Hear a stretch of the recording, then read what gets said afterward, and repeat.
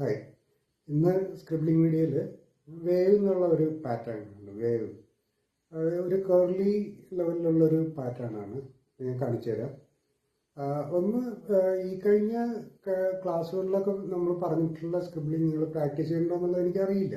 പക്ഷേ ഒരു കാര്യമുള്ളതെന്ന് വെച്ചാൽ ഇതെല്ലാം മിക്സ് ചെയ്തിട്ട് തന്നെ പ്രാക്ടീസ് ചെയ്യുക. അത് ഒരു ദിവസം സർക്കിൾസ്, ഒരു ദിവസം സ്ട്രൈറ്റ് ലൈൻസ് എന്നുള്ളതല്ല, കംപ്ലീറ്റ് മിക്സ് ചെയ്തിട്ട് പ്രാക്ടീസ് ചെയ്യുക എന്നുള്ളതാണ്.